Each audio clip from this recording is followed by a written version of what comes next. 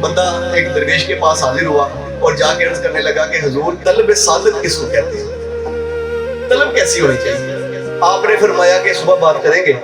آپ نے فرمایا اس کو لنگر کھلاؤ، اس کو آرام کراؤ، صبح بات کریں گے. وہ جا کے سو گیا، اندر چلا گیا مہمان خانے میں. آپ نے خادم کو فرمایا کہ اس کو مچھلی کھلانی ہے اور مسالے تیز رکھنے ہیں اور پانی نہیں دینا.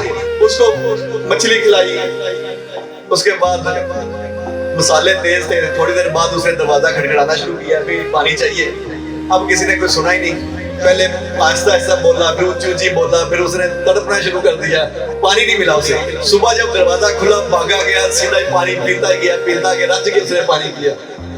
سرکار کی بارگاہ میں حاضر ہو گیا، جا کے عرض کرتا ہے سرکار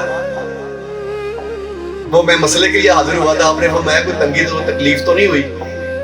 کوئی آرام کیا؟ ٹھیک. انہوں نے کہا آرام تو کیا سرکار، کھانا بھی بہت اچھا تھا، بس وہ تھوڑا سا پرابلم ہو گئی تھی کہ خادم شاید پانی رکھنا بھول گیا تھا، تو بس وہ تھوڑی سی پرابلم ہوئی ہے.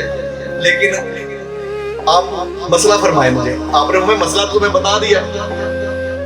اس نے عرض کی کہ سرکار وہ تو ابھی بات ہی نہیں ہوئی. آپ نے فرمایا کہ جو ساری رات تم تڑپتے رہے ہو ایک چیز کے لیے، نہ ادھر سوچا نہ ادھر سوچا، نہ کوئی اور بات کی، تمہاری طلب سچی رہی ہے اور صبح پھر تمہیں فوراً پانی ملا ہے، تو فرمایا ایسی طلب ہوگی تو پھر منزل ملے گی.